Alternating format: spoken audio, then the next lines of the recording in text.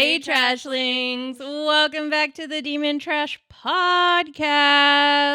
It's ya boy, Papa Trash, a.k.a. Carol. I'm Avery, aka Baby Demon. Hey, what's up?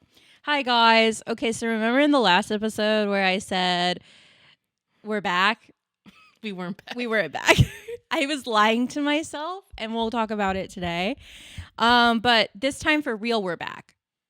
And then we're going to be gone again for the holidays, but then we'll be back for real. You know what I mean? But like everybody takes a holiday break. You know what I mean? We're back. We're back, and then the holidays, and then we'll be back. I'm back. But we're not really back. Yeah. We're like now for like a week. Yeah. So here's your monthly FaceTime call with us. What's up, bestie? Hey, bestie. Hi, trashlings. I hope you all are well. We even took a break from the YouTube channel a little bit too, but we're back over there as well. And I'm taking on the biggest editing project ever for it. So you better go subscribe and check it out. All right, enough of that. Let's go into the things that we always do, which is our Demon Trash moments. Guys, how have your Demon Trash moments been? Sad. Yucky. Sad. Gross. Full of snacks. Rotting away in a cave somewhere. The cave being your bedroom. Stop talking. Yeah, it's getting a little too real. Who wants to go first? Do you want to go first? Do you want me to go first? Sure, I don't care. So my Demon Trash moment is that lately I've been in my depression and anime era. Love that. Yeah. So I've been watching a lot of anime, and it makes me not the anime that makes me not want to leave the house, but like all I want to do is stay home and watch anime. Yeah. And I don't really want to go anywhere, but I've been like forcing myself to go anywhere. Mm-hmm. But I've been watching this one anime called The Ancient Magus Bride. Yeah. Mm-hmm. And my Demon Trash moment is probably like, here's the premise of this anime, right? She's like a teenager.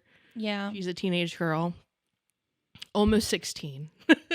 And she sells herself because she's like she has special abilities and she can see like fucking fairies essentially, and it traumatizes her and she's had a bad childhood. Yeah. Anyways, so she's sells herself and she is bought, and essentially I really had no problem with that at all. That they were like,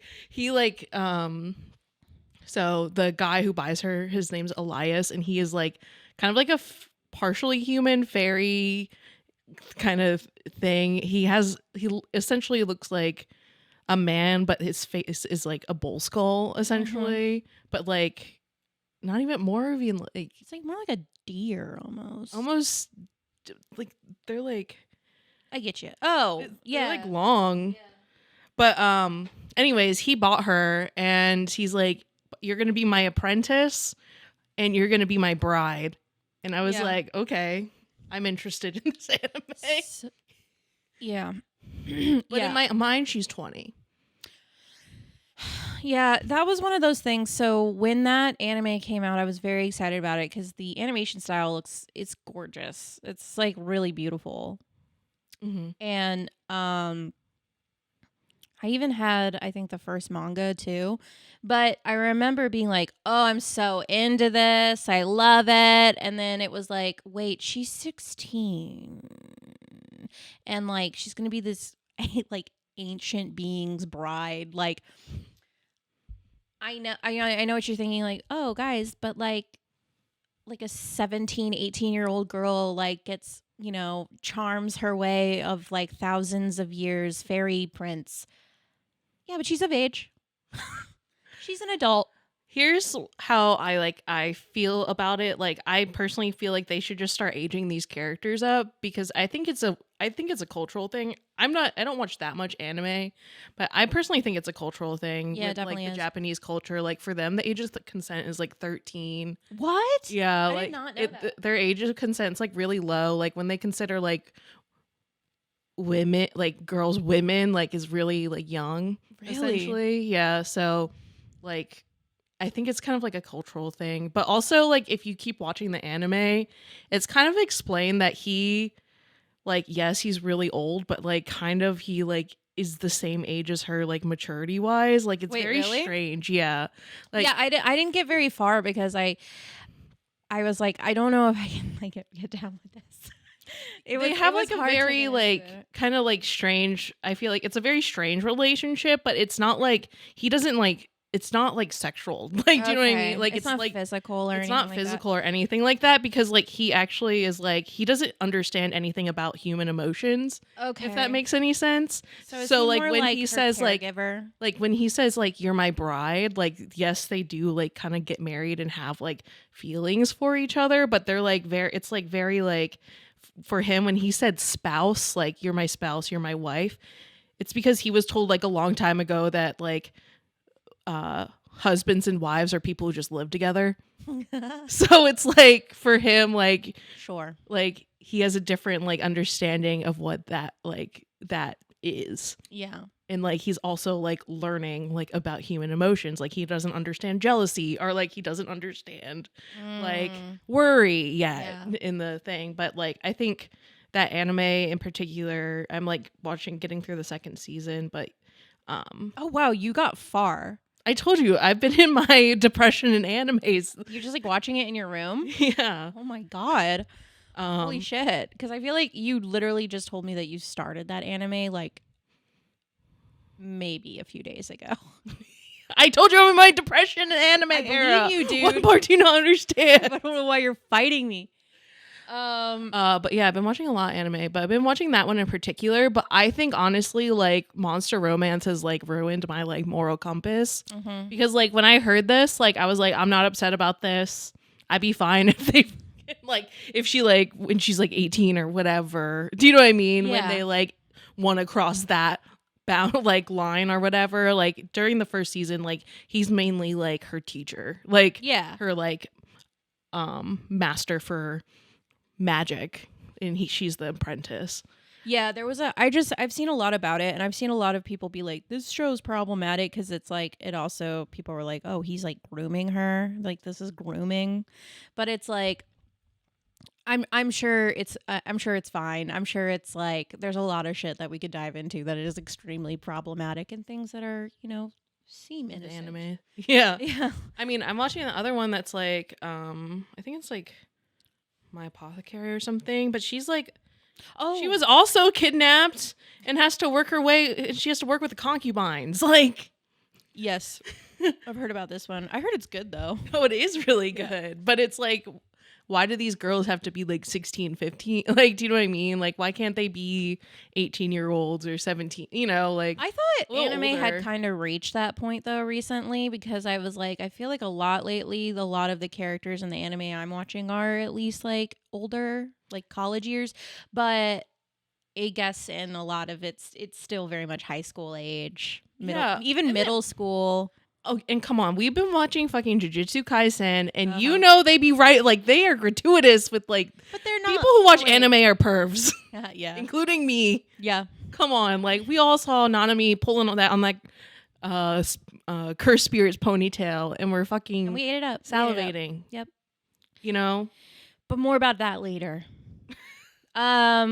Stick around to hear us simp for lines. Lust for these lines.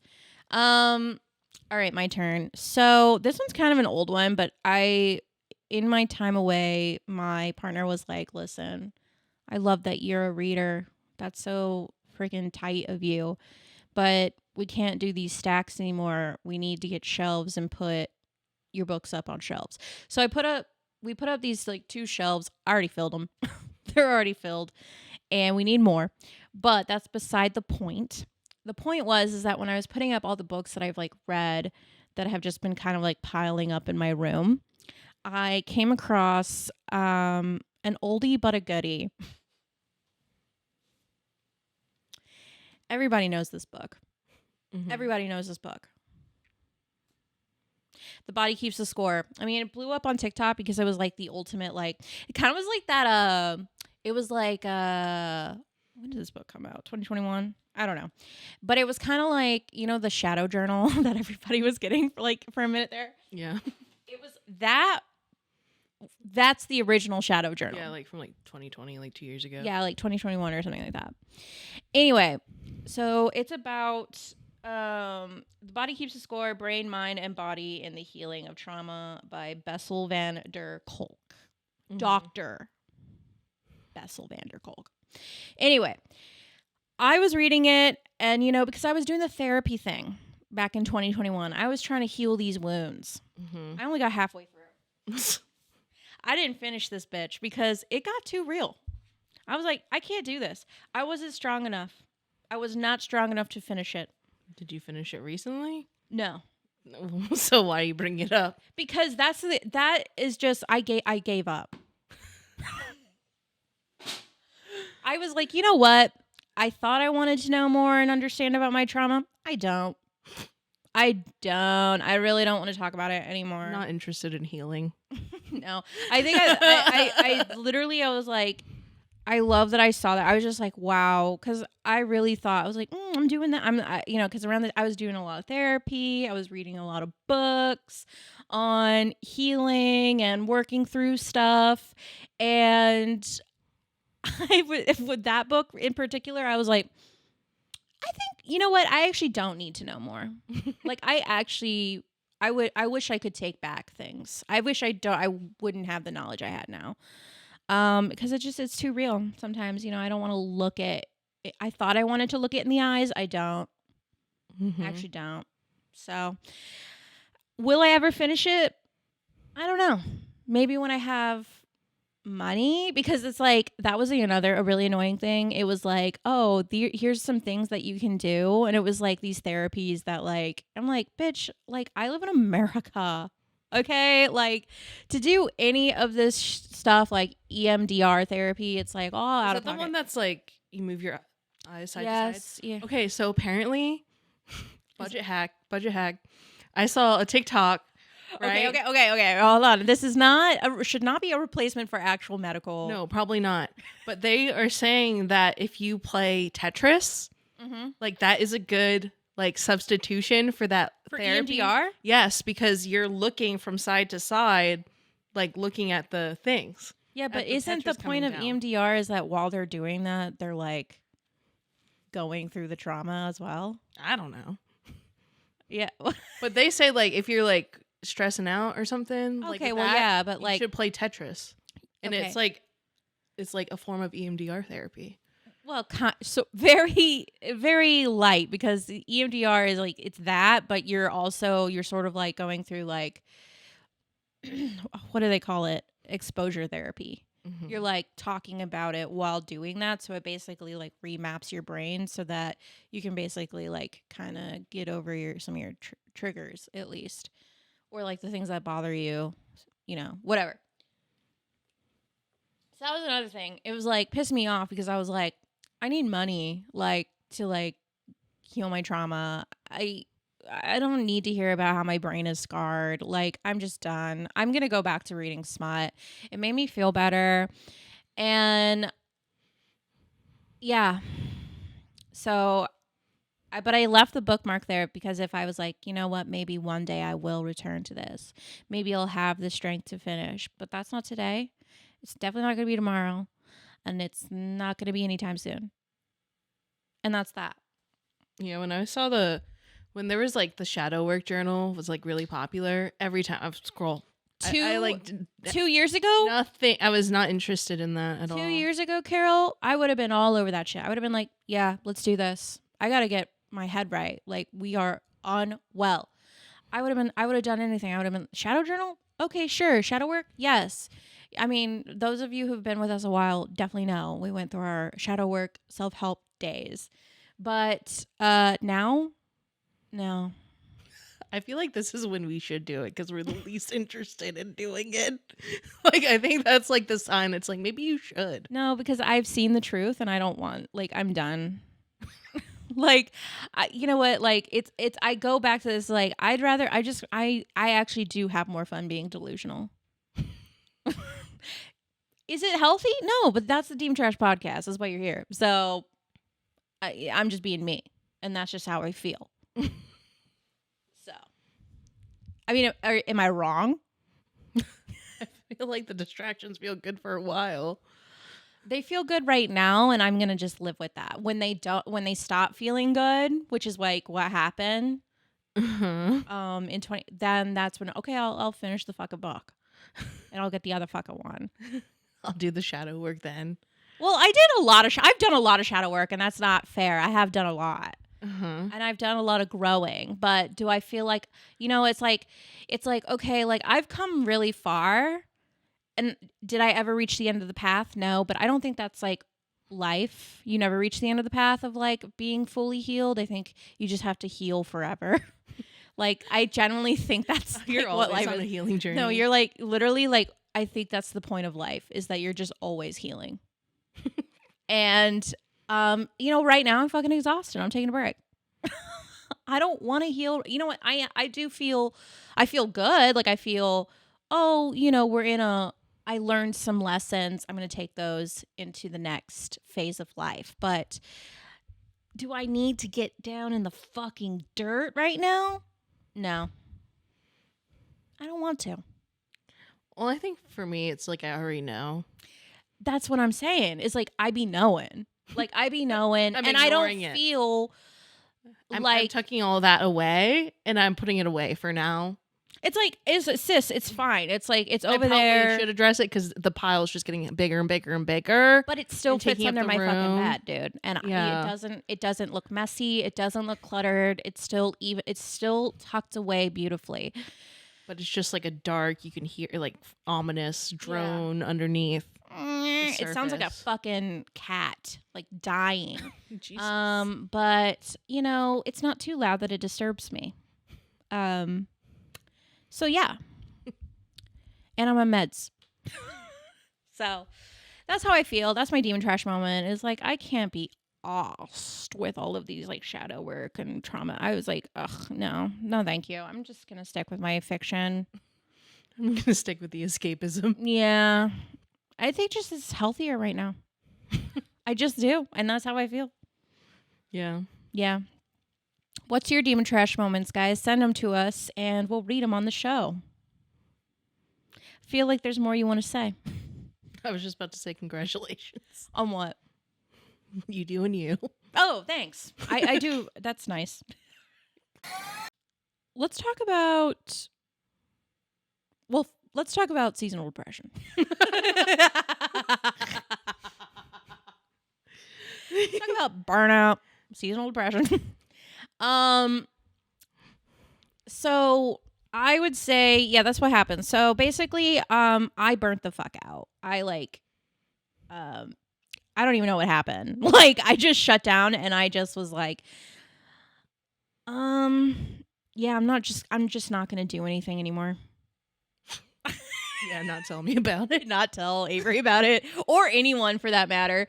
And we took some time off for the holiday, which was fun. I love that we had our parents in town. We hosted our families. Mm-hmm. And that was nice. I was like, wow, a holiday where it wasn't messy. That's pretty usual for me. Sorry about you. It's pretty usual for me.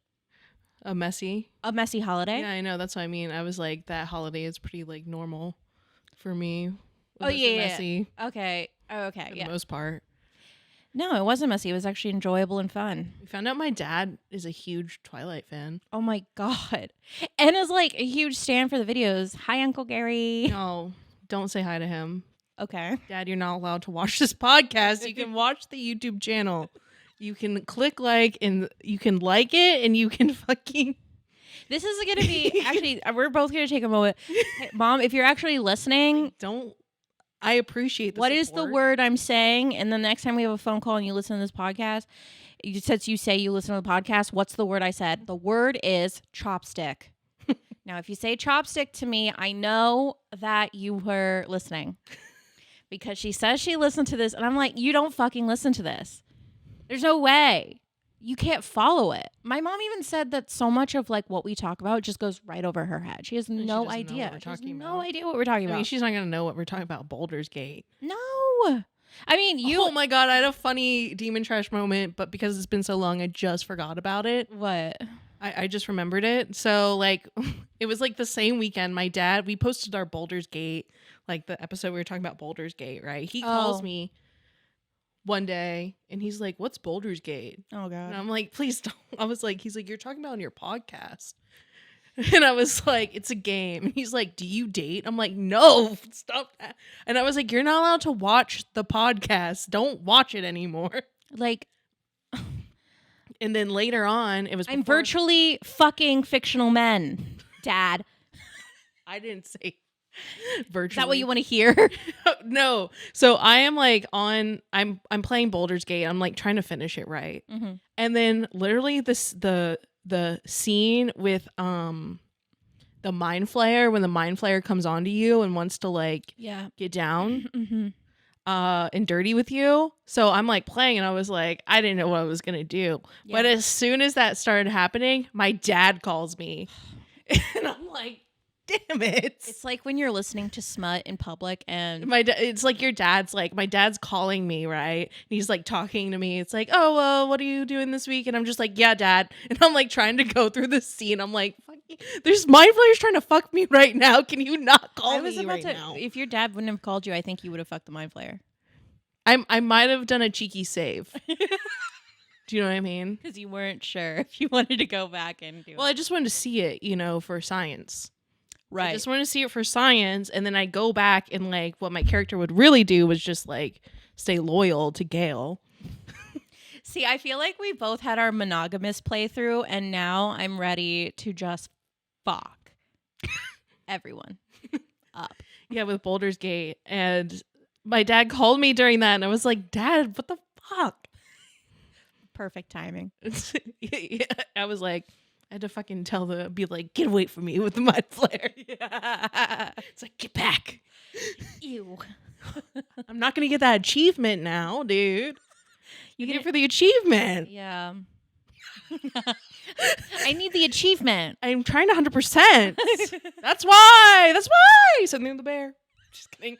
I didn't even romance Halson my first playthrough. Like my first character was loyal. Yeah, I had my Well, that's not true. I did have sex with Halson.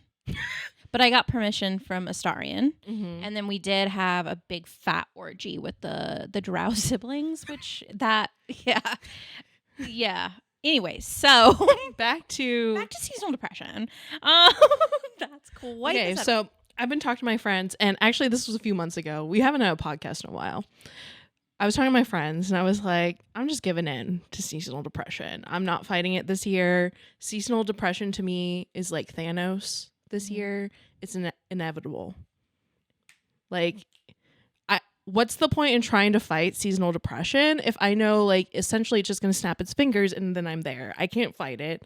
It's inevitable. Yeah. And, like, that's where I am now. Yeah. And does it suck? Yeah. Yeah. But, it's where I'm at. Yeah, I agree, dude. Maybe it's like an age thing, or it's just like we've been here one too many times, so I just know. You know what I mean? Like, it's just like, I'm just going to ride this wave because I know it's going to be over. But I have something to share with you. I also find that the biggest salve for seasonal depression, just rat behavior. Just do whatever you got to do. I'm drowning myself in hot cocoa. Okay? Hot cocoa. Hot cocoa. I'm getting hormonal acne because I'm not tuned in. And I don't want to be. Anyway, just be a rat. Just be a little gross little, like, just give in. But then I wrote this in my journal to myself. And I was reading, I was like, I don't know what to talk about. And I was like reading, like, oh, what has been on my mind lately? Listen to this. I wrote this to myself. I can't think of a more embarrassing form of mental illness. Like, I'm feeling unmotivated and sad and tired because the sun goes down at 5 p.m. But then it's like when the sun goes down at fucking 9 p.m., my ass is still inside because it's hot. Like, I need to grow up, dude. End. Like, I'm a 30-year-old teenage girl, okay? And I'm doing my fucking best. And it's not good enough. Like, the sun went down. I don't know what to, like, dude, like, do you ever have nights where you're like, when you look at the clock and you're like, oh wow, it's so dark, it must be so late, and then you're like, no, it's 7:45, and you're just like, what do I do now? And I just like feel like I just stare off into space, like I don't know what to do. I don't feel like watching anything. It's been a fucking journey. And it's embarrassing. I'm sorry. It's fucking weak, bro. Like, No, I get it. it's so weak. Like, imagine, take us now back like 2,000 years. I'm not going to survive, dude. They'd be like, you're depressed. I'm over here like, They don't even know what that is. If you No. want to eat, you better get the fuck out and start Yeah. picking berries. You better bitch. hit that fucking dusty trail, dude, because There was no time to be depressed back there was then. no. Do you know what I mean? You're right. When you're just constantly thinking about survival, I guess there is no time. And it, you know You're just what? surviving, you know? Yeah. And That's this why they digital died so age, early. man. Like, but that's the thing, though. Like, fucking it's like, embarrassing. I am fucking, like, do you know watch TikTok? I've watched lately. Those Victorian children ain't got shit on me, bro. Like, they Yeah. would die. No, I get you because I do feel Their brains like, would explode from the overstimulation that I experience. They couldn't handle it. okay, bro. I was That thinking makes about me this. strong. I was literally, I was thinking that because I read that I was doing this while doing something else, and I was thinking about it. I was like, does that make me weak or does that actually make me like actually really fucking powerful? Let's flip it. Like, because I'm just like kind of being weighed down by like, I don't know, like supercomputer levels of data. Like, I don't know. I feel like honestly, like, I don't know. I'm a fucking hero. I'm a fucking hero, dude. No, it's fucking embarrassing. I just sit here and I'm just like, I just want cookies and hot cocoa. And I don't ever want to wash my face ever again. If I never have to shower again, I'd be happy. Oh my God. Yeah, no, the depression is hitting. Yeah. No, I had to do a tarot card reading last night because I was like, because I feel like I'm in that stage where it's like, I need to get, you could pull this together. yeah, I'm in the But it's same like- place. I'm like, I need to get out of this rut somehow. But I'm still in the stage of maybe drugs will help. But I need to really, now I'm in the stage of like, why'd you immediately go there? You should maybe go to like, I don't know, Maybe a make a walk. vision board. Maybe a walk. I'm like, the idea of me going outside like is literally like horrible. I mean, it hasn't been that bad lately because it's like actually getting nice out. No, it's nice walking around for your 3:30 p.m. sunset walk because the sun goes down at, at like 5. I just feel robbed. Like, I honestly, can I just take a minute to bitch about climate change or like climate in general? I just feel like this year, it hasn't been a bad year for me, like in a lot of ways. It's actually been a really great year. A lot of things, great things have happened. But in terms of like the weather, dude, fuck that. Planet Earth was not my favorite place to be. It was too fucking hot. I was getting seasonal depression from it being In too the hot. summer, dude, I was You like, couldn't go outside. go outside. We had a fucking heat advisory daily for like 3-4 months. And like the only way you could go outside was to wake up early, and it's like, I'm not gonna do that. No, dude, because I'm a night owl. I can't do it, and then I can't walk around at night because our neighborhood's so sketchy. Yeah, dude. And that's another thing. And it's just like, you know, the conditions. Okay, that's the thing. Is like, maybe that's why I'm so addicted to my enclosure, because my enclosure is everything I desire. Because when I leave this enclosure, I go out to an enclosure that sucks, dude. It's hot. It's fucking, or it's like dangerous. There's just the sound of gunshots. Austin, Texas isn't what you think it is. Stop coming here. It's not. You ruined it for all of us. And it just hasn't been ideal, like, environmentally, is basically what I'm trying to say. Yeah. Emotionally and spiritually, we had some highs and lows, but with this brain, that's a given. Yeah. I think I just like get frustrated with myself because I think it is that kind of thing where it's like, how old am I? I'm 28 years old. Yeah. My fucking best friend just had her second child today. That's fucking crazy. And I'm out here sad and watching anime in my bedroom. What am I supposed to call her and be like, I'm depressed? Bro, She's probably like, get your fucking shit together. That's exactly how I'm 30. I'm 30. But here's 3 decades I have lived upon this planet. And I still need to throw on a Disney movie when I'm anxious.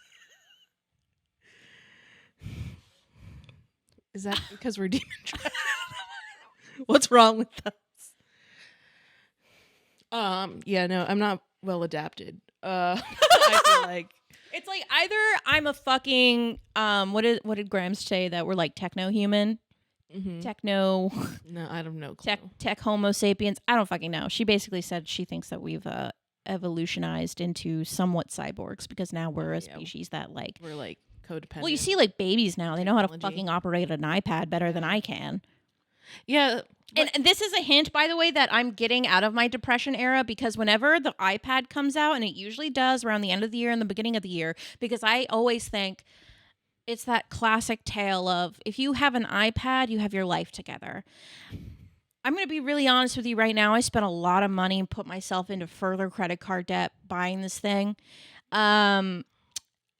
Thinking, I need it. I rarely ever. This thing is mostly, I would say 98% of the time, it's dead.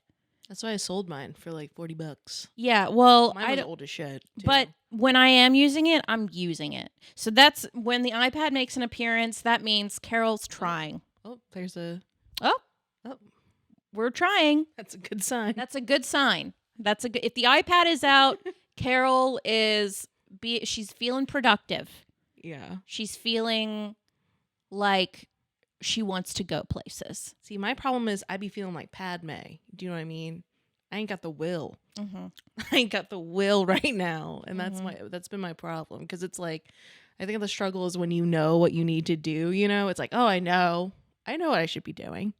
Yes. I was taught this in therapy. Yeah. I can pull myself out of this. Here's my delusion too. I can pull myself out of this at any time. Do you know what I mean? I can pull myself out of this depression at any time if I just get my shit together.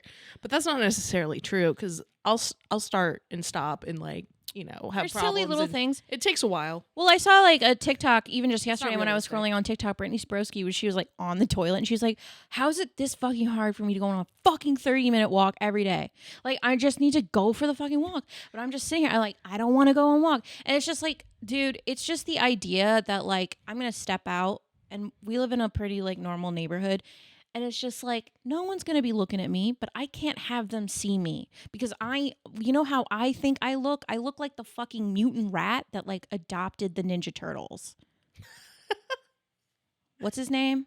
You could come on a walk when I go at like 3:30. There's like usually like maybe one person. Okay. That. I might have to. I usually go at like 3:30 because like no one's there. I've like done this science a lot because I have my dog and I don't want to be perceived. I don't. So I'm in that. I literally don't just like don't look at me, like don't perceive me. I don't want to be perceived. I'm like, my hair is greasy. Well, I took a shower today because I couldn't have you see me the way I was, and like a beast, dude. I mean, I feel like my skin. I feel like I have amphibian qualities to me lately. I'm feeling more frog-like a frog rat mutant. That's what I've become. I'm not upset about it. Like you're like, oh, that, you know, you shouldn't talk about yourself that way. I'm just being honest. It's how I feel. I don't hate myself. You know, I'm feeling. You identify as creature. I'm. Yeah. I am a fucking creature. And you're embracing it? And that's what you're trying to say? Yeah, I feel fine about it, but there is some qualities to it that are just like I definitely do be needing to leave. I need to leave the house. I need to go outside during the day. Yeah. I don't leave. No, the sunlight's good for you. And I am taking vitamin D supplements, don't worry. I don't think it's enough. No, you need the sunlight. I need to just sit in the sun. No, part of me was like, do I need one of those like daylight lamps? Like alarms. But then the thing is with daylight, but it's like not like I don't get any. You know what? It's not like I can't open the window. Sorry. Here's some bullshit with that too, with my dumb brain, because I was like, oh, maybe I'll do that. Maybe I'll get a daylight. No, because to me it reminds me of the big light, and the big light is just oppressive, and it's just awful. And and that's what I realized. I'm treating the sun like the big light. Captive of the sun. Yeah, It's like that one Parquet Court song. It's like I used to love the sun. Like remember, we would go on sunrise sloot walks. You know what I mean? Like I used to fucking love that sun. Well, the sunrise was when it came up, and we were already up. Do you know what I mean? That's right, but maybe I should go back to that. Yeah, I don't know. Seasonal depression's been crazy, and but you know, we took a break. I'm feeling, and I'm just embracing that I'm going to be like an amphibious. Can someone draw me as like a rat frog wizard? Because if that is that's my gender identity. Is rat frog wizard. Is that a gender identity or like just I don't know. It's you know, it's my gender identity, it's my sexual orientation, and it's my ethnicity. Yeah, I was like, wouldn't it be more of like your like that's your race? Yeah. You know, like we're playing D&D. Yeah. Race, rat, frog, wizard. What would that be? A wizard would be your class. Well, I feel like you could be kind of like a Githyanki. Yeah. Except they're really mean. At least in Baldur's Gate. Yeah. Yeah. I want to say I'm a half elf, but that's like saying I'm fucking Elizabeth. We're all Charlotte. You know what I mean? Like, I'm a Gith. We all want to say we're going to be the half elf or like the elf, but really, you're the Githyanki, bitch. Really, we're a gnome. No, really, we're a dwarf or a halfling. Halflings are cool though. Like, no, I was gonna say, I was like, and you know what? And a lot of people wanted to fuck Lae'zel. She was looking good in that leathery thing she wears. Mm-hmm. Your eyes got really wide. Anyway, seasonal depression. We're gonna get back into Baldur's Gate if we keep going, because that's another thing. I've just been playing so much Baldur's Gate, and that's enough. And I'm not going to talk about it anymore because that's all. This podcast is not going to become a Baldur's Gate 3 podcast. Although I do want to talk about why are people so mad that that game won the Game Awards over the Spider-Man game? Like, are you actually serious? Well, I haven't like gone. I've been trying to take a break from like TikTok because if I get on TikTok, I'll stay up until like 5 a.m. Right. People are saying like from what few comments I've seen, they're like, this game's just super horny. Well, a lot of people don't like it because it's like a lot of what was super famous about it was like how sort of, I guess, horny it is. But then I'm like, I think about things like Cyberpunk or GTA. It's like you can go get your dick sucked in those games. Like, what are you even talking about? Like, this is honestly, not unheard of. Like, I feel like if I was gonna like ask for like mods for this game, it would be like a cuddle mod where you can like cuddle with like your partner. Like, what's the point of like fucking getting in a relationship with someone in this game and you can't like cuddle with them or like share the same tent? I agree, because I'm like, literally, I'm with Astarion. We've literally said I love you to each other, and like, why is he sleeping in a cot across the camp? Like, why is he over like sharing the same like alcove as like Shadowheart? Like, why is his bed next to Karlach? And my bed is all the way over here. Why am I on my own? He's always next to Gale. And I'm like, Yeah, he's in Gale and Astaria and are next to each other. and I'm okay. It's like, I want to be there. I want to be cuddling. I'm like, why are we not sharing the same camp? Like, I don't. Why don't we share the same tent? Like, why can't we have like more options for like make out? Aaron, or, like, if you're listening, I just need more cutscenes of my lover. like us, maybe like even just like a picnic scene. Like or an like, option to like go on a date. Yeah. Or yeah, there should be like Date. more options to like yes, I'm such touch hard. What do you want from me? All right, so a lot has passed since we last put up our podcast on November 1st, and I just feel like we should just like touch base on a couple of things because the Papa Trash and Baby Demon must speak in the Demon Trash realm. We have to like acknowledge the things that occur that affect us as a nation under God. So first off, we really need to address the blasphemy that was the Shadow and Bone Six of Crows spinoff cancellation from Netflix. Yeah. We all take a minute.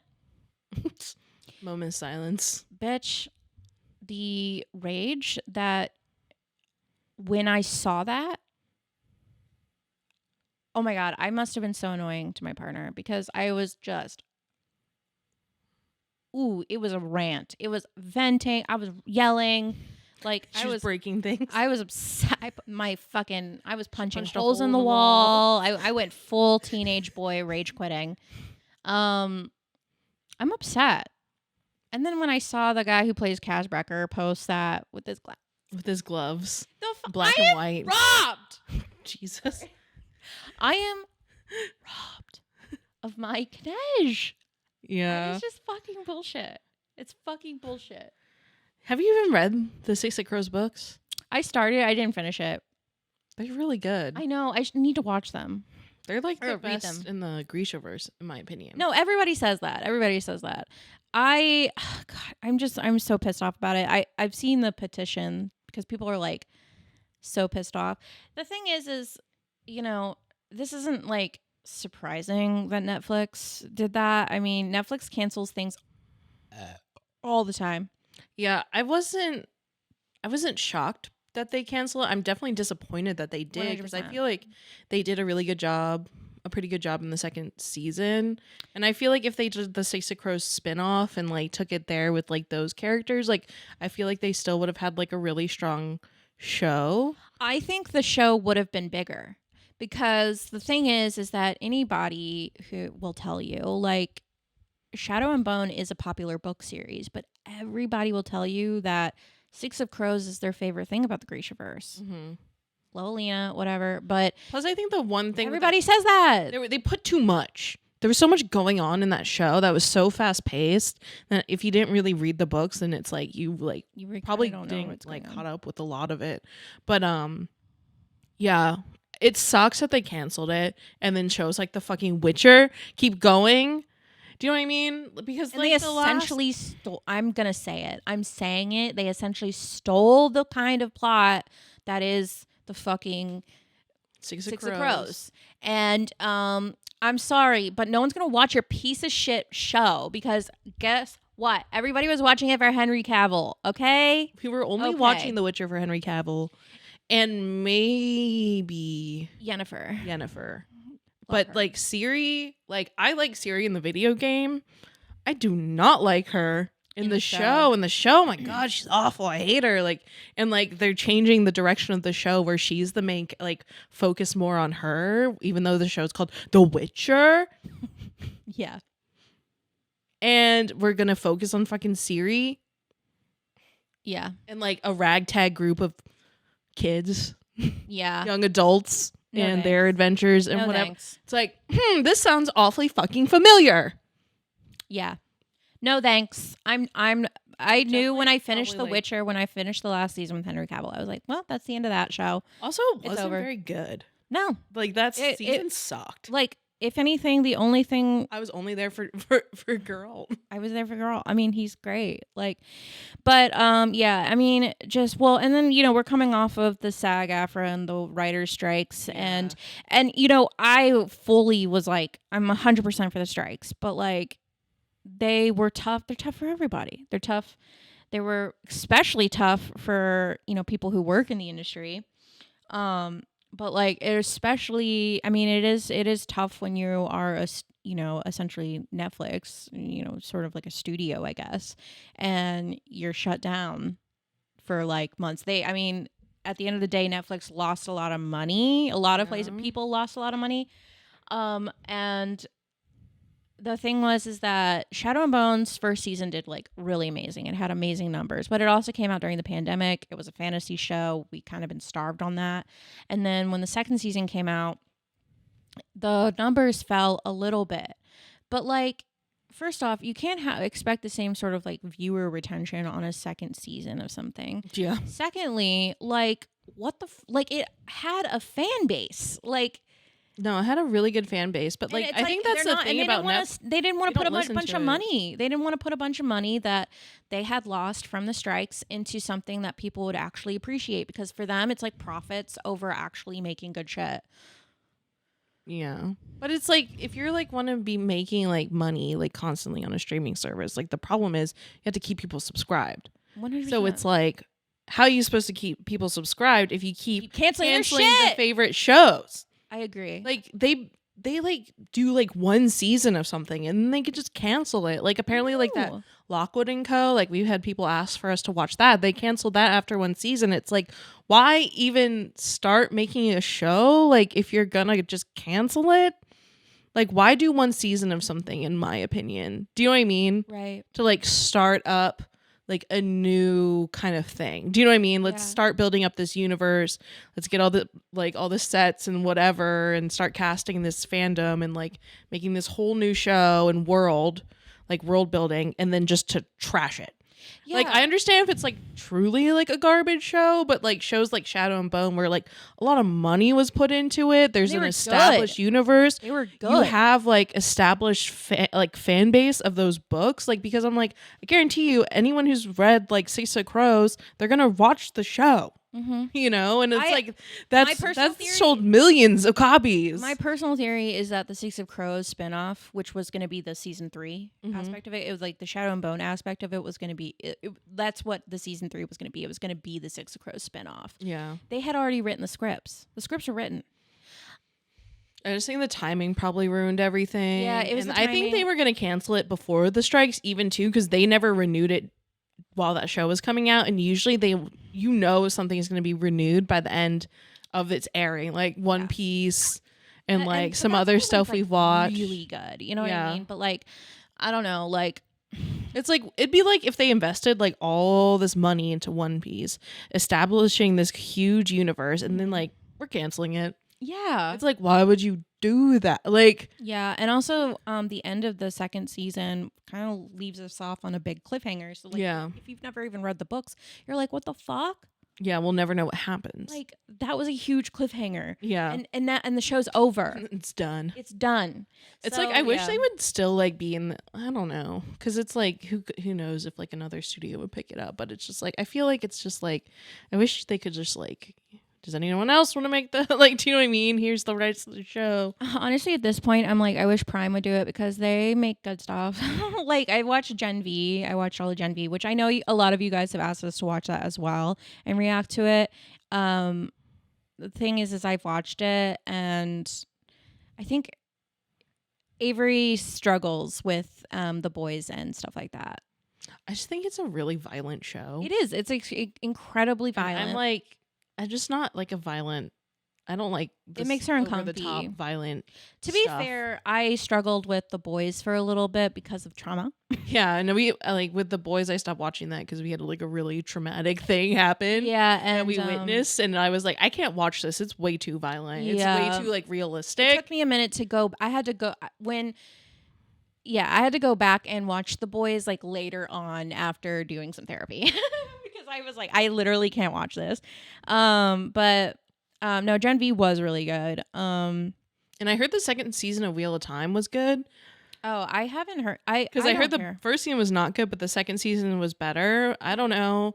And like the Rings of Power was like, I feel like that was a mixed bag. I didn't hate it, but like I think they did like a decent enough job for like a TV show. Like Yeah. it wasn't HBO level good. Do you know what I mean? Right. I honestly wish just HBO would produce all the fantasy series that I are like agree. coming out, like that like people really love. Because House of the Dragon was fucking great. And the teaser came out. I'm excited about that.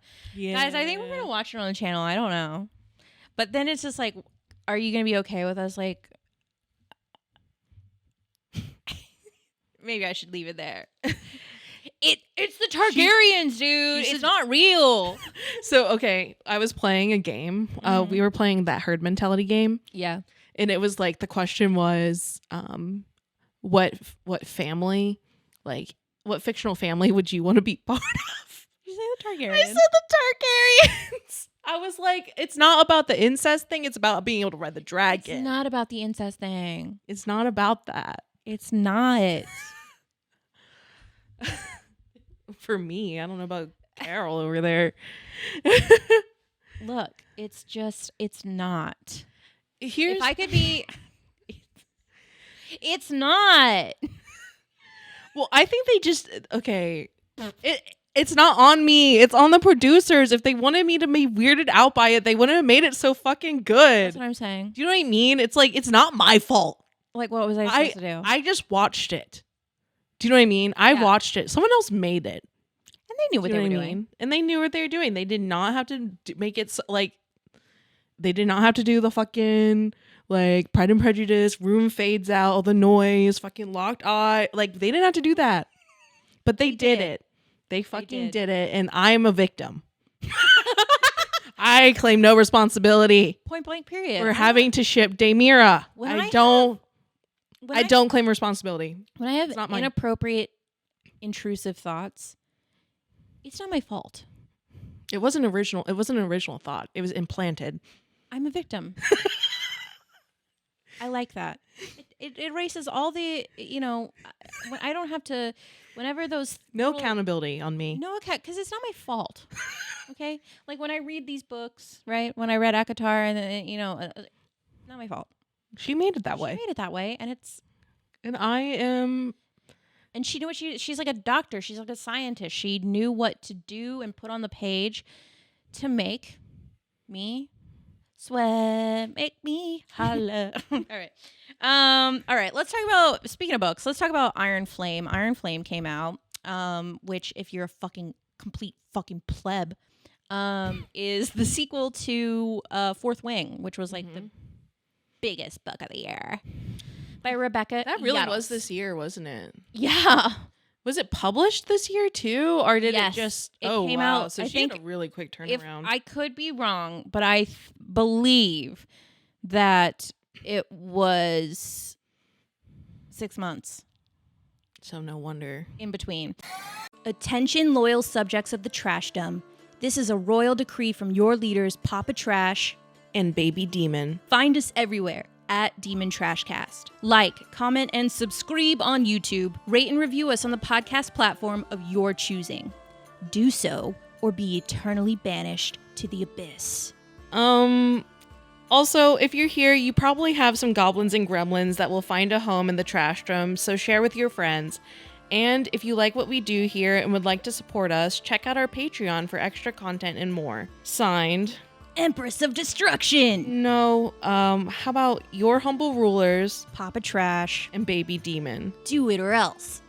Iron Flame was like it's like the next ACOTAR, I would say. Do you know what I mean? In terms of like book hype. Iron Flame and Fourth Wing and Iron Flame, they're like the next like big series that's like had like overnight success. Yes. Like I would like it's Well, it's almost ACOTAR hype, not quite, because I think ACOTAR's old. ACOTAR's really old. The hype's never died. Yeah. Well, the thing is, I think people are starting to like, they were gone to ACOTAR and then they were like, what? I want more. And then people were like, oh, Throne of Glass. Well, yeah. And Throne of Glass has been like my fucking Roman Empire. Well, because for the past like 2 years now. Court of Silver Flames came out, the fourth ACOTAR book came out during the pandemic. And then everybody was reading, and then everybody was like, I love smut. Holy shit. So anyway, so Iron Flame came out, and it was really people were fucking stoked. This is like 7th Harry Potter book level shit. You know what I mean? And to be fair, I was there. I had my pre-order.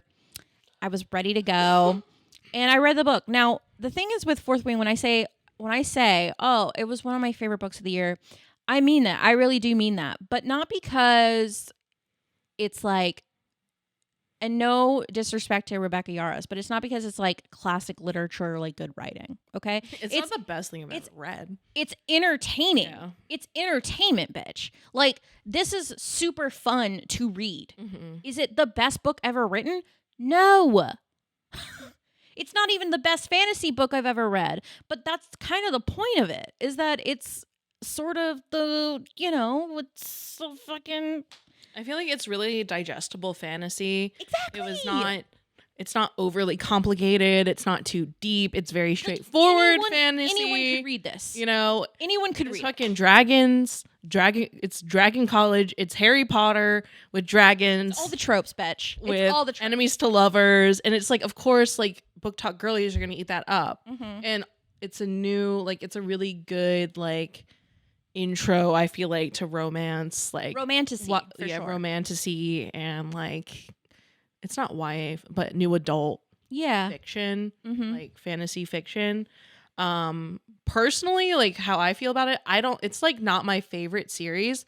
I do think it's like super entertaining, and it's like I'll keep reading it, but like it's gotten a lot of hate, not only because of some like controversial things that the author has like done, but because people, like, I've literally seen TikToks, like, people are like starting to hate on this book in this series a little bit more, I think, because it's just gotten so popular. So it's like, obviously we're gonna have people who are like, well, I don't actually like this. People are like saying they think it's like written by like ChatGPT like AI, and it's like, I understand where that's coming from. I don't think, like, sure, she could have used that as a fucking tool for like a brainstorm idea, because like, if I'm gonna be honest, like, but when I read it, it does not. It doesn't read like it was like, anybody who says that hasn't used ChatGPT. You know what I'm saying? I don't think ChatGPT typed out fucking 800 pages longer than Crescent City ass book. Yeah. No, I don't think that, but like, I think people think that because it just like, it's so like tropey, do you know what I mean? That it's like, it doesn't like bring anything new to the table. Like, it's very much like, okay, fantasy school, like it's like, it's kind of like Hunger Games meets Harry Potter. Like, it's like all of the series that I feel like we grew up with and like people are really interested in, like, combined into one kind of new thing. So it doesn't feel new, it feels very familiar. So I feel like that's why people think it's so basic, because like, not that it is basic, but it's like she's taking so many tropes that she knows people already enjoy, and like just throwing it all into one book, like having a school, like, so it's like you're getting like Harry Potter vibes, dragons, it's like Game of Thrones, do you know what I mean? And then kind of like this survival aspect to it, which is like very much reminiscent of like very divergent. For sure. Yes, I forgot about Divergent. But it's like that, like, what is that one? Like, what is Hunger Games? Like those series in Maze Runner, and like it's like well, those fall in like the sort of like dystopian, like, but this is like it's like that era of books like YA that we grew up with, but in a like fantasy universe with magic, and of course the language of it is very modern, like the way that and I think the language of it, and like, so like, so approachable, I think that makes people think that it's like very basic. And that's, you know what I mean? The point is though, the thing is though, is that I'm not saying that that's bad. Like, that is not, I'm over here like I'm simping, I'm screaming, I'm snapping for these books. I want more. I can't wait for the next one. But I know what I'm reading when I open that fucking book. Just like when I turn on, if what's a show like Vampire Diaries, I know what the fuck I'm watching. Okay? Like, I know what I'm doing. And but here's the one thing is, a lot of people, first off, I was like, I think she's getting hate because of like, obviously the controversy leading up to the release of it that happened. I'm not going to go into that because no. But secondly, I think it came out really fast. I think it came out really like fast. literally Fourth Wing came out earlier this year, and then for a book release like that to happen, like honestly, I'm surprised the publishers pulled it off. I literally don't know how that's because like I don't have like a ton of knowledge about the publishing industry, but I do know that printing and making these books, all these copies is takes a long production takes a long time on books. Well, and that's the problem too, was like with the release there was a lot of like misprints and stuff though. That was another It was thing. like kind of bad. There was a lot of issues there. Was, like misprints and like mistakes. So also, it's the turnaround times on these authors, because then I think about another example of like turnaround times in terms of like, well, this author turned in the second draft, the draft for their second book like 3 months after the first one. It's like writing a book that fast it's doable, and we've seen it done. For example, like Crescent City 2, I think was written, the first draft that she scrapped and then rewrote, which is what we got now. She wrote that in 6 weeks. Now, here's the thing. I gobbled it up. I love it. Yummy, yummy, yummy. But there's a lot of problems that happen. Is like you're going to get a lot of plot holes, and you're going to have a lot of stupid shit, and maybe things that you could have like taken the time to like think about and flesh out more. And that's what sets those ladies apart from like people like, I don't know, Brandon Sanderson be pumping out these books as well. He pumps out a lot, but he doesn't do it at like the speed of light. Yeah, I think some people are just prolific writers, Mm-hmm. but I don't necessarily mean like, I'm sure like with some of like Brandon Sanderson stuff, like obviously he has better books and like books that aren't as good, Right? But overall, in general, people consider him to be a really good writer. Do you know what I mean? And like very prolific. But I think, like I've been seeing this term like pop up a lot. Like people are like starting to say, on TikTok that like there's the book publishing is turning into fast fashion. Yes. So like we're getting really fast turnaround on like books, on new books and stuff. And it's like causing the quality of the books to go down, which I would agree. Part of me, I like honestly agree with like, but this has been happening for the last couple of months, or like not months, past few years. Since 2020, since like Book Talk blew up. And I think it's had its wonderful like things. I mean, I love going to a Barnes and Noble and seeing it full of people. Like, let's not forget that company was gonna fucking die. Like, they were going out of business. And I love that, seeing people like be excited for books. But like, I'm sorry, but when did we start giving Wattpad writers a space on the fucking bestseller list? Now, I know bestseller list, you can pretty much pay to get on it, but so you're gonna be upset at your girl Allie Hazelwood? No, not her. Like, because I genuinely do think that she's great. Like, it's not that. It's just more like I don't want to like say specific facts, but like, fine, I'll fucking say it. Like stuff like the Touch of Darkness, like the Persephone and Hades rewriting, like those are poorly written. They're not good. Yeah. And like there's so many things that I've read that are just like genuinely horrible. Like, generally not like something I would find on Wattpad, right? But, and that's whatever. And like, yes, I fucking still bought it and I still read it, and that's not like the point. The point is though, is that like, but I don't know. I think like the thing is that it's just like, what you're getting into. And I think the reason why we're seeing more Iron Flame discourse about it is because it is so popular. Like, and so maybe but again, a lot of people who I've seen be upset were like, I loved the first book, but this one was just bad. And so when I was looking through and seeing what people were saying, a lot of them, this was the main things. They felt like the writing was like the modern style of language. I was like, that was still there in the first book. The modern style of language was still there.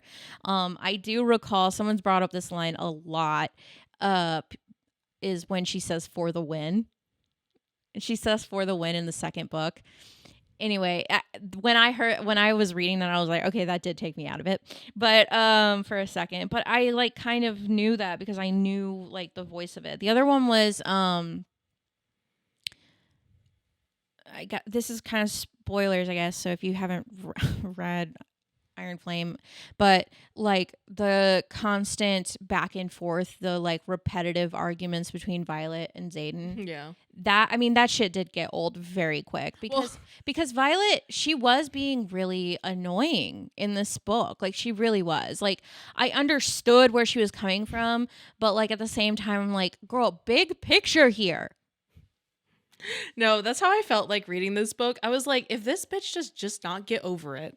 And like just like maybe that's on me, but like I'm ignoring all the red flag. Like your dark and mysterious man has secrets. It's like, yeah, he's gonna have secrets. Like, you're gonna get mad. Like he's trying to start a rebellion. Here's the thing though, is like it pretty much is proven. Like if she would have known everything, they'd be fucked. They'd be dead. They'd be dead. It would be fucked because. If she would have known everything, she would have given it all up to Dane. Mm-hmm. Anyway, and that was another thing is like, that was the big sort of like cliffhanger of like, again, spoilers. If you don't want them, go skip ahead. But like at the end of Fourth Wing, when the big reveal is that Brennan is still alive, her brother. Yeah. But then we open in the book and like, she doesn't even seem to like, care. Like bitches having biscuits and not saying a fucking word to her brother who she thought was dead for years. Yeah. You know what I mean? I don't know. I like at the same time, I'm like, whatever. I don't know. In the book it was explained like she kind of like didn't like she was young when he died. So like they were as close as it like was more like with and him and Mira. Yeah. But like at the same time though. Like also I think it was put that he was kind of distant too. Like it wasn't like all on her. Yeah. No, I think Violet was kind of like frustrating during that time, especially with like I think the fighting with Xaden was like the most frustrating, but I think it was at least I feel like Rebecca Yarros was able to like I think get across Xaden's devotion to her in that aspect because like yes, it was frustrating and annoying, but I think it allowed like Xaden like it was annoying with our narrator Violet, but I think it like for me like it made me trust Xaden more because like every time he was like, well, let's fight this out, let's figure this out. Do you know what I mean? And like, I think it made him into a stronger like love interest for me. I agree 100%. And gave him a little bit more depth because like I love Xaden in this book, but a lot of people were like upset with, for example, like going back to that, like people were upset about like the ex.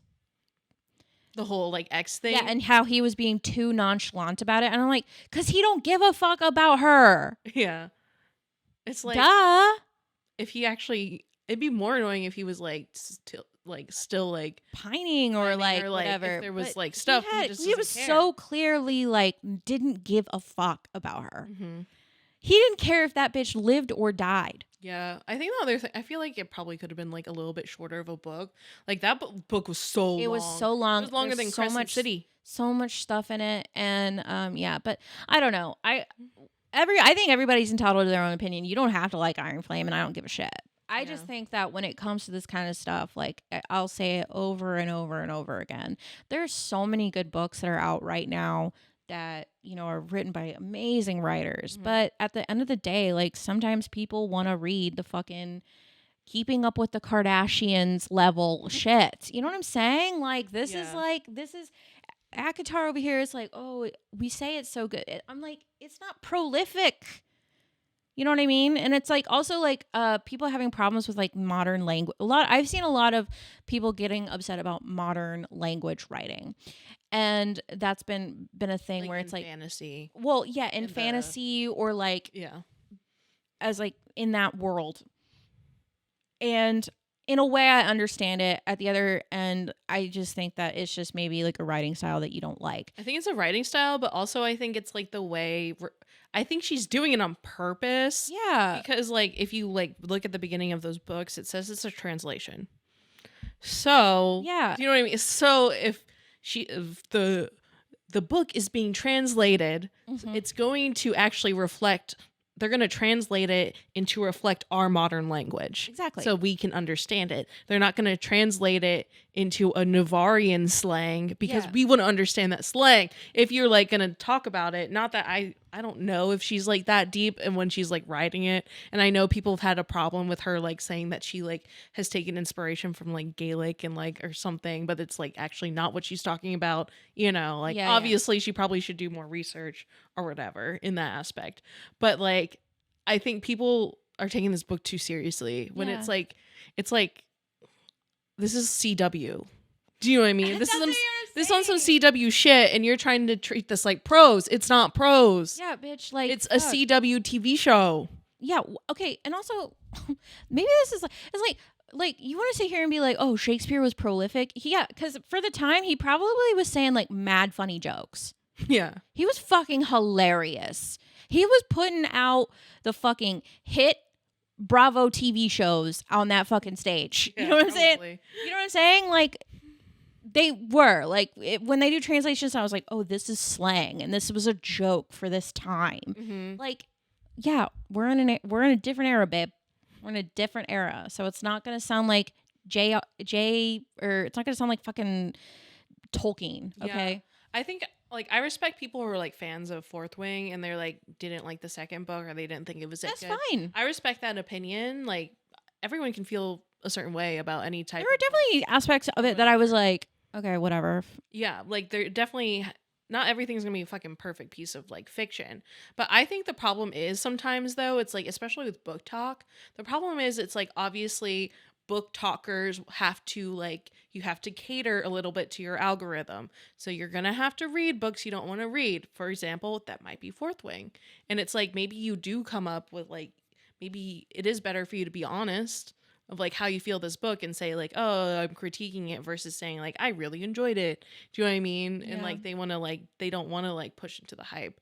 But it's like this probably wasn't a book made for you to begin with. Do you know what I mean? That you hated it this much. That's what I'm saying. Do you know what I mean? I think probably like you weren't the target audience for it. Yeah. But you're trying to force yourself to read something you don't actually want to read for views or whatever.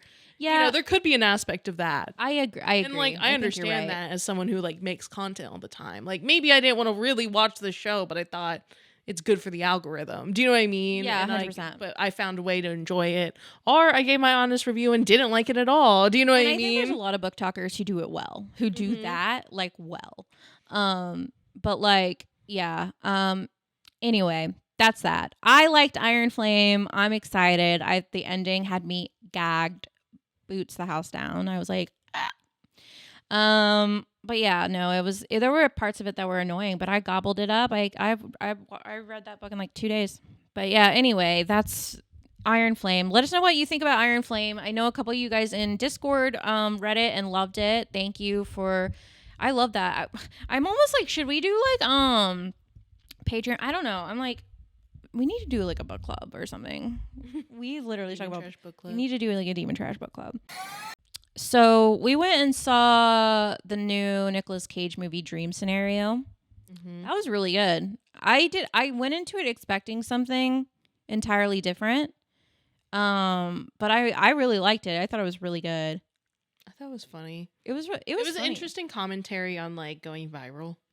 Do you know what I mean? Totally. Where it turned to like I feel like I wish they explained more of like why it was happening, but I feel like it was like interesting. I think it was like interesting commentary and like how like going viral, and also like I think that character was interesting because he was kind of like he was kind of a normal dude thrust into like fame like by like no intention, like like with like no intention of doing it, but was like he became famous, but it didn't actually help him at all.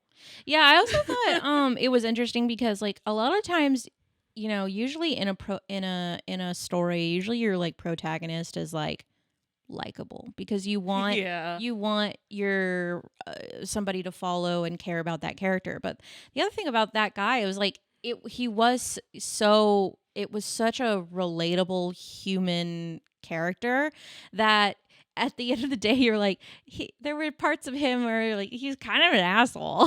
He was he was kind just of like a kind of shit person. he was not, at some points he wasn't a very good dude. He was very like a basic average dude, but also like made horrible decisions. Horrible decisions. And I think that's where like how he ended up not in a good place, because it's like I get understanding like the shitty thing was like at the end of the day he didn't really do anything bad except for like his whole wife's and like being unfaithful scenario, but like when he was like the thing that he did bad was that he was essentially given the I guess the gift of fame, and how he chose to use it in some instances wasn't great.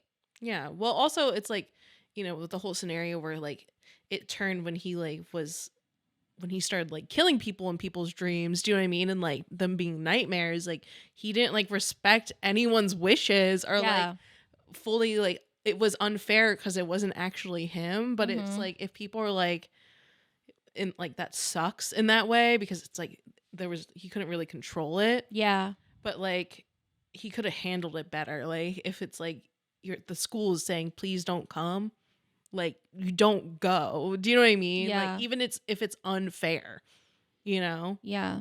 Because like it was, but it's like respect people's boundaries. Yeah. And like that I think that's where he lost it in that movie. I think it's also a good commentary of like, because you hear a lot of times of like people who do have fame who are like, I'm just a regular person, I can say whatever I want to say, I can do whatever I want to do. But I do think that when you have like a certain level of fame or like notoriety, you do have there is like a social responsibility that comes along with it.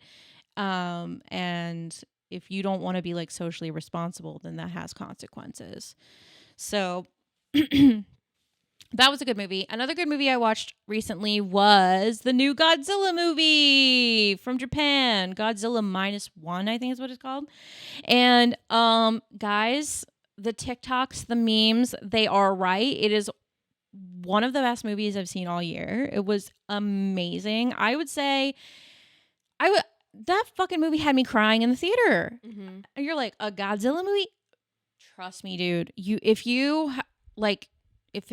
I think they've extended it here in North America because it just did so well. So if you can, go see this movie. It is so good. It's also like, I would say like a really good post World War II movie. But I think what was really great about it was like, oh, like it's a monster movie. You kind of go into it thinking like, oh, it's just going to be like the rest of the Godzilla movies. But the human storyline was actually like, I would say like so powerful that it was just like honestly like such a good, gorgeous movie. I like loved it. And you know, it's just like it had me thinking, I was like, oh, that movie had a $15 million budget. It looked so good. And I'm like, why the fuck is Disney Marvel spending like fucking the GDP of some like small countries on movies that fucking suck and look like shit? You know what I'm saying? Like they really do be spending like GDP level, and they use it as a fucking money. tax write-off so that all these executives get paid like insane amounts of money for like some random Captain Marvel movie. I'm just fucking saying, dude, when I watched Godzilla -1 for a $15 million budget, I was like, there is literally no excuse for any of these studios to be putting out movies with like $350 million budgets for them to be bad. Like, if they're bad, get the fuck out. Get out. You don't deserve to be here. So. Yeah, I haven't seen that one. It's the so movie I good. do want to see is Studio Ghibli, the new one. I know, we need to go see it. We can get tickets. We can go. I can't tomorrow. Well, let's go this week. I thought we were going tomorrow. Wait. Oh, wait. We could. Yeah, actually, we can. We can go tomorrow. I really want to see it because I want to hear Robert Pattinson. Apparently, it's a sleigh, babe. I want to hear him like have a goblin voice. Apparently, in my ear. it's a sleigh. People are like, he's amazing. I'm scared I might cry. Like, I cry when I watch the trailer. No, like, apparently it's, like, really deep and emotional. And, yeah, anyway. Also, we've been watching Jujutsu Kaisen. We're not caught up on it. I'm farther along than you are. You are. They're really slow with the dub, in my opinion. They're slow with the dub. I know what you're saying. You watch the dub? Yes. I watched the dub. I'm sorry. Okay? The fucking voice actors for in the dub are really good. I think in my they're opinion. good. I think they're good. They just sound more attractive to me. Yeah. At the end of the day, that might be what it might be about for me. I'm watching Also, Jujutsu it's Kaisen for the plot and to simp. well, the action in it too is like there's a lot going on, and it's kind of hard to understand and like follow it while you're like trying to like Watch what's going on the screen. yeah, and then because like when they're explaining everything, they're like, "Well, this is my domain," and it's like Yeah. so kind of like complicated. Yeah. That like when you're reading it, it like I don't know, it's like hard to like follow along with it at the same time. Yeah, I get what you're saying. Like, there's some things where I'm like, I watch subtitled anime all the time, but I like the Jujutsu Kaisen dub. I do legitimately like it. Yeah, most animes I watch in the with dub. Japanese or dub. Yeah, who watched? I watch a lot of subbed anime because a lot of anime I watch sometimes they don't get dubs until like a year later. Mm-hmm. Like I watch Spy Family subbed. Really? Yeah, Isn't it dub though? probably. But the second season's out. It's airing on Crunchyroll. On I've noticed like the new stuff, like everything is like it's like 2 episodes behind in terms of like 1 to 2 episodes behind in terms of like dub. Mm-hmm. Well, Crunchyroll kind of changed the game with that. I'm like dub it faster. Yeah. Well, also I'm like obviously I'm kind of like I feel like a new like anime enthusiast. Yeah, you know kinda what I are, mean? yeah. So like the release schedule of like these things, like Bitch, you would be so frustrated if this was like years ago. Like literally like dubs would come out like a year later. well, also like I don't fully understand. Are they making the season like as it's being like? Are they like drawing everything as it's being like released, or do they have like a whole season like packaged and ready to go? Do you know what I mean? And then they just post it 1 week at a time. I don't. It's because to me it almost sounds like they're working on it as they're releasing it. I actually don't know. At Like, least with I'd One love to. Piece. I'd love to know like how anime production works. Because like from what I've heard, it's like from what Can I've we seen online, like fucking they have like writers or like docu-series like looking in on these anime- anime production like studios. studio like people who are like working on it are like losing I their would, minds from like, being overworked I'm not trying gonna to lie. get this out. Yeah, I'm not gonna lie, dude. I would love to just watch a documentary, a docu-series like on like Mappa, you know, like making these. I'm sure You'd probably be like, damn, they treat their workers horribly. like shit. Yeah, I mean, You know. I was like, is it, you know, Damn, they really need typically a break. with Shit. anyone, if you know anyone in animation or anything, then you know that they don't get treated the best. Yeah, I just don't know the process. Yeah, but I would love to know the process. So 'cause it's like I don't really you know, it's like it's like okay, then they go send it to the Japanese because that's dub, my and that's then my thought. next thing you know, it's like all right, now we got to send it to the My English thing is when like it's ready. animated, and know what I then mean? and then they like give it to the voice actors, and then they like and do they that, and then it out. comes out. So and then, so which is why like the English probably takes like it's like 2 weeks behind because they like have to wait to like for probably the translation. Do you know what I mean? Yeah, I and don't then know. like they probably have to rework the like translation of the Well, script. they have to record it, and they probably do Yeah, like a and they bundle. change it. They probably do a couple episodes at a time. But yeah, anyway, I don't know. That would be cool. If anyone knows, I'd love to know. Or if there is like a documentary, but they probably don't because I've heard that like a lot of these anime studios are They're probably like sus as fuck. Like you closed can't come doors. in here. Do You can't come in here.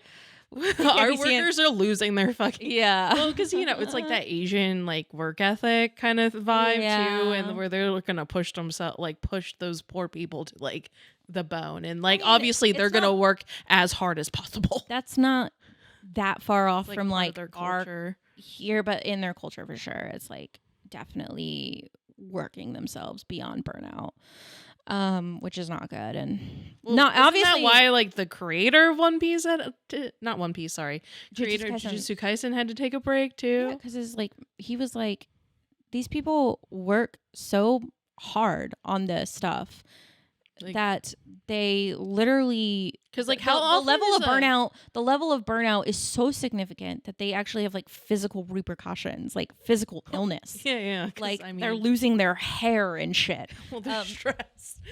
Last thing that I can't believe it that I'm actually saying these words, but guys, it's official.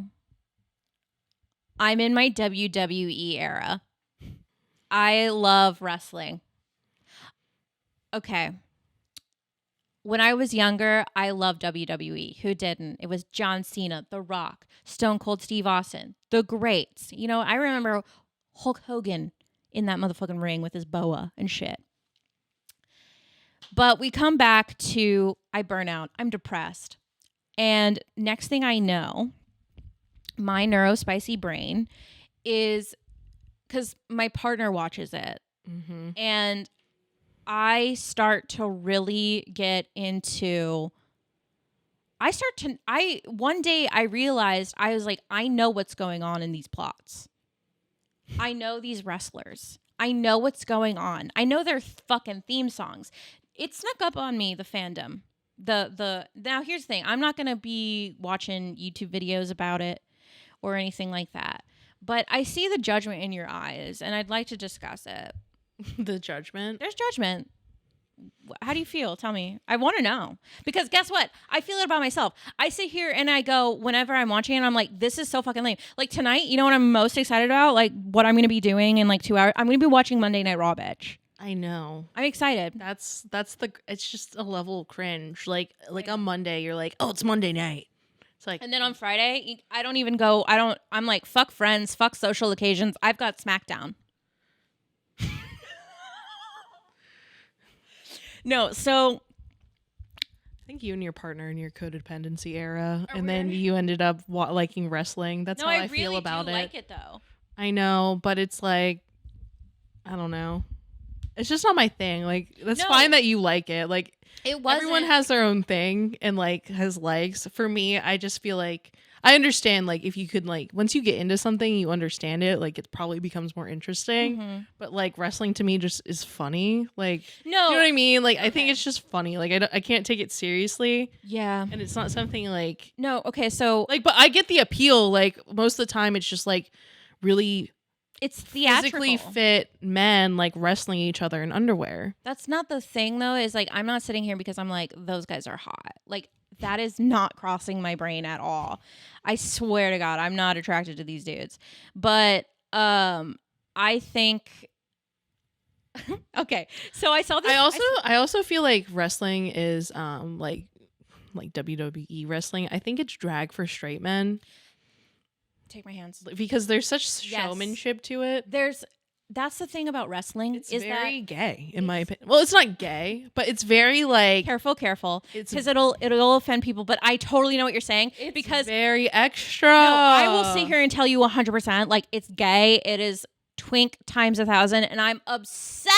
Because like, tens across the board. They sashay down there with their fucking music. I love it. Here's the equivalent. For example, Drag Race, it's the opposite side of the spectrum. You're going hyper feminine. Do you know what I mean? It's like you're trying to look like a woman, hyper feminine, you're doing drag. I think wrestling's the same thing, but the opposite, it's hyper masculine. So it's drag for straight people, if that makes sense. I know, what and I mean? a lot of cis hetero men, if any of you are out there and you're getting upset, I don't care. It's the showmanship of it. That's what people like. So amazing. So I saw this clip from Conan O'Brien's podcast from like forever ago, and he had Werner Herzog on, and he was like, Conan's like, I heard that you watch like trash TV, like Keeping Up with the Kardashians, and he brought up how he loves to watch wrestling, WrestleMania, and he said the poet must not avert his eyes. You can't look away from what is happening in society. You know, he's a filmmaker and, you know, writer and all these things. So it's just like, I watch it and I just go, this is like, honestly, like it's respectable in its own art. Like it really is. Yeah, like it's its own thing. It's like, but it is straight up like hyper masculine drag. And I'm living, bitch. I really am. Like it is so fun. Like there's this group called Pretty Deadly. I have to show you this group. They come out, they be looking like Ken. They look like Ken and Barbie. And then they have like, when they come out, they wear like sparkly leotards and like they do slow motion where the wind blows in their hair. Like you got to see these guys. They're wearing like fucking crop tops. Like, nice. Are you kidding me? Are you kidding me? So I'm just It's saying, like I haven't watched anime JoJo, but that looks like the anime JoJo No, in straight real up. life. So like that's the thing. For me, it's like a new form of drag I'm watching, and I'm kind of living, and I'm kind of obsessed. And part of me is it's a little bit nostalgic for me, I guess, as well, because when growing up, like my brothers loved wrestling. Like WWE was at its like height in the late 90s, early 2000s. So, but and it sucked. Like I remember like over the years my partner would like watch wrestling every now and then, and he was just like it sucks, and he would fall off and stuff. But I would say now it's like I would be like, okay, this is kind of good. It's kind of like giving. But it is funny because I sit here and I go, I cannot believe me, Carol, Papa Trash, 30-year-old woman. 30-year-old me is going, 30-year-old teenage girl. a 30-year-old teenage girl sitting here being like, I can't wait to watch Monday Night Raw or Friday Night SmackDown. I literally cannot believe it. I mean, it's like WrestleMania is going to become my Super Bowl. Like, it's pretty amazing. Also, it's just funny because like Logan Paul is like a WWE superstar. Mm-hmm. It's just funny to see him there. And like all these like Big fan. Also, they do the, because in wrestling there's like these gimmicks. And one of the gimmicks that they're doing is like essentially like social media influencer gimmick, where it's like that's their brand. Like, because Is that what he does? Logan Paul, Yeah. his thing is like he's the Maverick. He's like the. Is he a villain? I feel like there's like a villain. But I have no clue. I don't know if they made. He's a champion. Like he has a belt. And when he goes out, people boo. But that's the thing in wrestling is like if people are booing you, like you love that. Crowd interaction is like a really good thing. Right. So it's like one of those things of like you can like, for example, like you can be a fan of somebody, but like in the plot of the story, like they're the villain, like boo. But you're like that's actually like your way of being like, oh fuck yeah, you know what I mean? Right. Or there's like people like somebody who's really popular right now like is LA Knight, or like Randy Orton just came back, and like so did CM Punk, which is like these are huge wrestlers from like the golden age, and they've just come back. And there's sort of like the classic wrestler gimmick. There's like Japanese wrestlers on WWE. There's this one girl, her name's Kairi Sane, and her gimmick is that she's a pirate princess. She looks like very anime. Yeah. See, like how I am like interpreting like your like obsession with wrestling, right? So it's like me, I'm a single gal. So like I kind of just like, it's not that I live for myself, but like I have to like curate my own interest, and like I don't have to really worry about like what other people are watching, or like I'm not spending some time with someone where it's like, oh, they're watching this and I have to take an interest in it. Oh, yeah. Like for me, it's like it's kind of like with like recently I've been hanging out with like people who are married or like in like long-term relationships, and like their partners really like sports, and now they're doing fantasy football leagues. Yeah, so for me, it's like your partner's thing is wrestling. So now you're like taking interest in wrestling. But like we've been together for 10 years. This is the first time.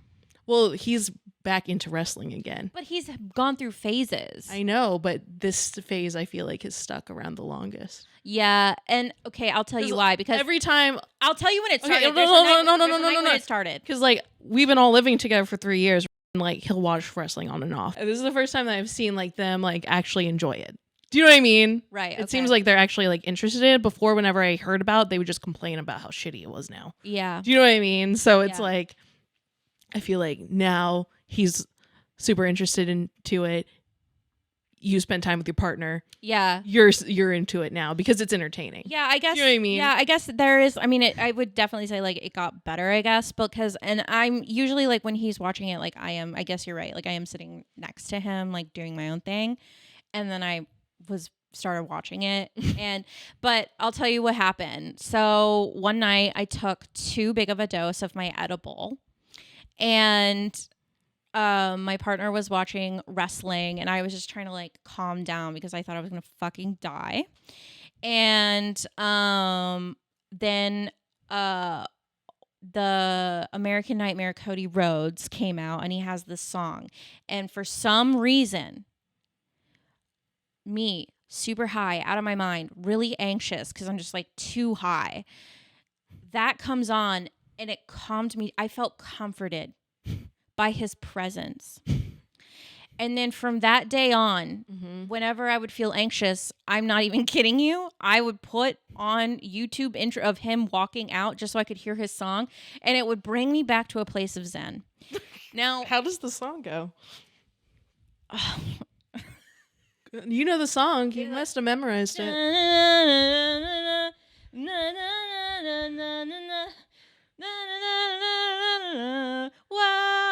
Oh, it's that one. That one.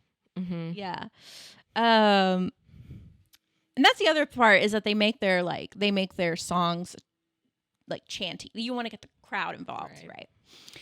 So anyway, I can't believe it. Who knows if this wrestling era of mine will stick around.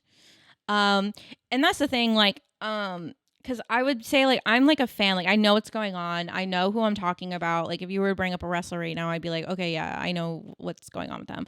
But at the same time, like, there's still a lot of people that I don't know that. But, like, at the same time, like, I literally, like, they're doing, like, merch for Christmas. And I literally looked at my partner. I said, don't you fucking dare. Do not buy me. He was like, I would not. He goes, I know why you're watching wrestling, and it's not for the merch. It's not for the fandom. Like, I am not going to be going to like some social gathering. I'm not going to the bar to watch WrestleMania. Like, I'm doing it in the comfort and safety of my own home. Secret. I don't want to fucking, like, I want to, private thing. It's my autistic hyperfixation right now. And I'd like to do it alone. Okay. But I think, and I'm debating, I'm still on the fence if I would ever go to a live event. I do want to go see Backyard Wrestling here in Austin because they do have it. And also apparently it used to be like really big here. Oh, wrestling? Yeah, and there's a couple places where they do it here. Like, I wouldn't mind going to something like that. If it was free.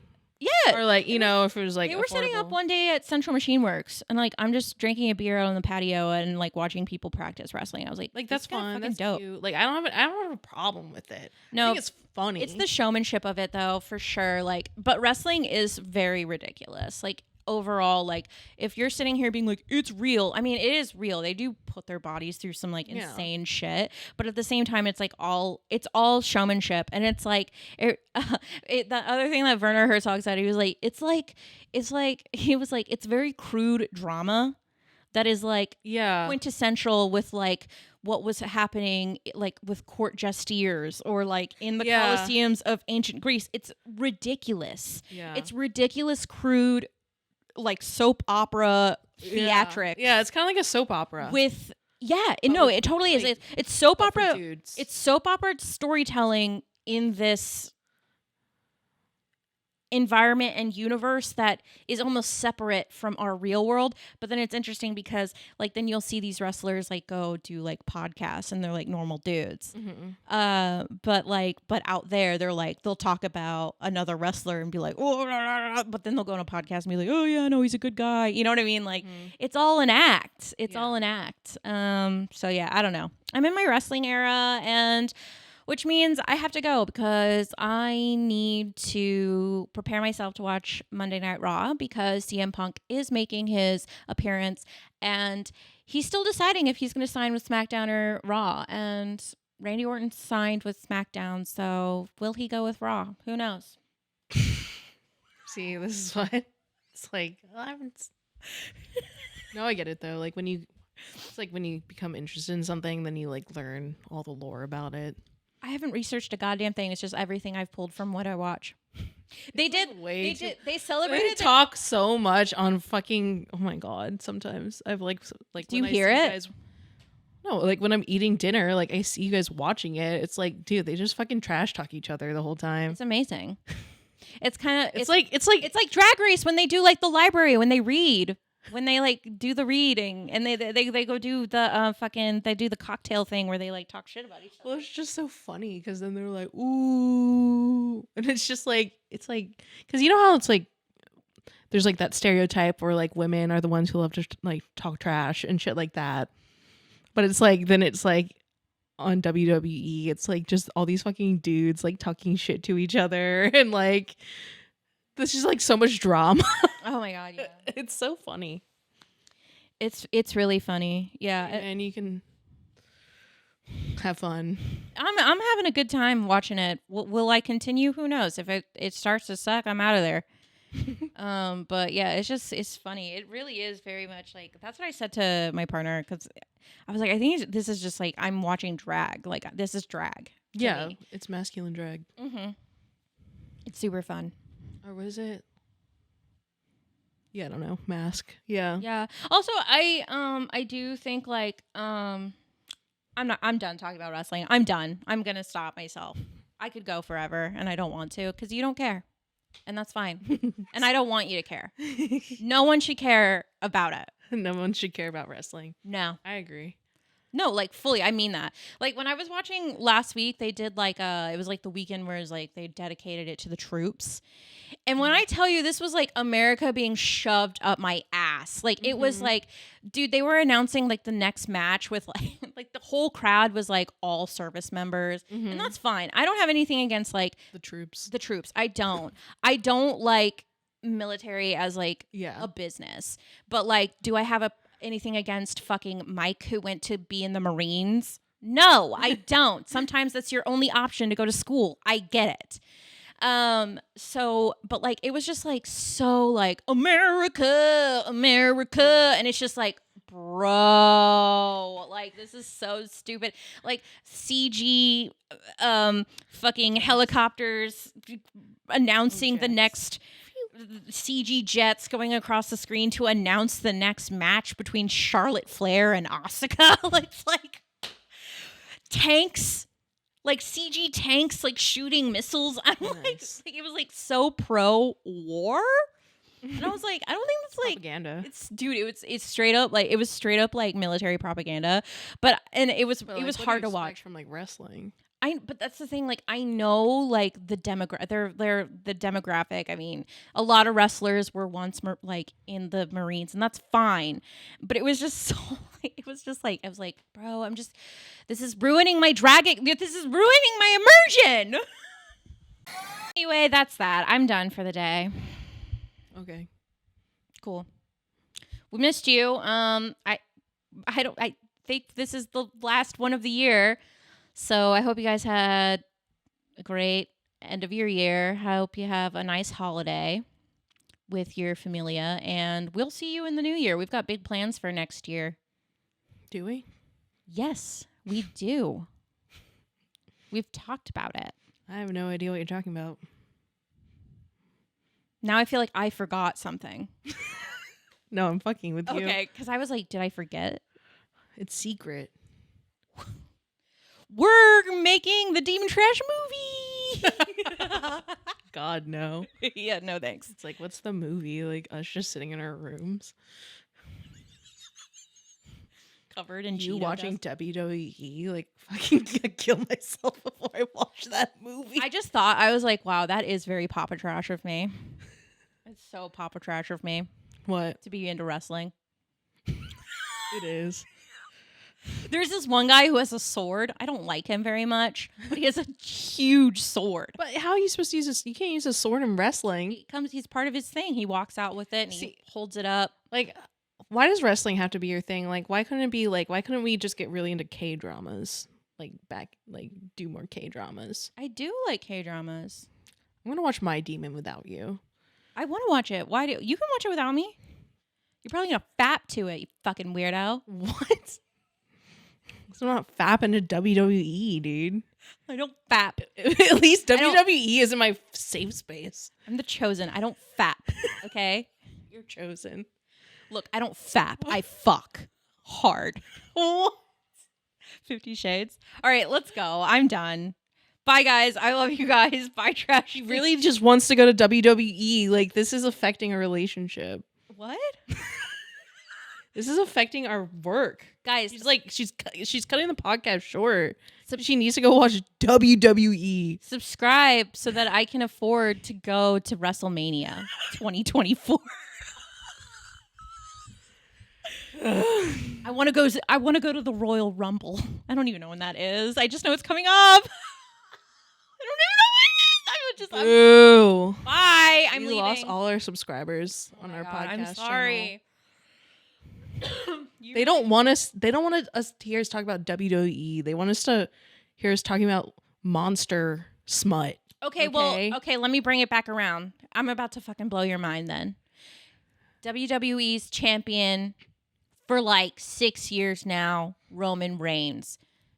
Do you know how many fan casts I've seen of people fan casting Roman Reigns as like Cassian? No. A lot.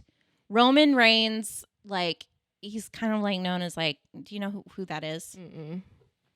He's like a big He's like a big Samoan dude who's like, relatively attractive. And I've seen a lot of fan casts of him like for like, fantasy shows because, he's a big buff man. And that's typically the archetype. He's like Oh, for him as Cassian? Yeah. Okay, I didn't know what to expect, but honestly, that makes sense. He's like a little old. Fits. He's a little old, but like, yeah, he does look like a little old for Cassian. Yeah, no, he's way too old. No, of course. Like, that's my problem with the fucking fan cast is because it's like, but that body type and like that style. Like, no, Henry Cavill. Like, I love Henry Cavill. Like, I'm obsessed. He's just too old, babe. He's too old. Me, I'm just like, I'm obsessed with him. I would let him own me. What? With Henry Cavill, but he's not. He should not be casted as but Bat can you Boy. give me that? I did just link wrestling back to our thing. That's fine. All right, so there we go. I did it. Yay. All right, now we can go, I guess. Okay, bye. Bye. Happy New Year. Merry Christmas. Happy Kwanzaa. Keep fighting. Happy Hanukkah. Keep fighting. Keep doing escapism until you don't need it anymore. Yeah, just get out of Dodge. And when I mean get out of Dodge, get out of reality. Fast. Quick. Go. Jump through that portal. Leave. Do a tarot spread when you feel like it. We need to do our 2024 tarot spreads. All right, this podcast is ending. I'm done. She done. Has to watch wrestling. I have to go. She wants I to need watch to go see if CM Punk is choosing. I'm just kidding. It's not like you don't like you want it to play because you guys can like fast forward through the fucking commercials because I know there's a fucking commercial every like 2 fucking minutes. There really is. No, I just don't want to put out a 2-hour-long podcast. Is it 2 hours? I don't know. Yeah, we've been going a long time. I'm done. No, I've had enough. I've been teasing you and you just keep falling for it. Fuck you, dude. I'm leaving.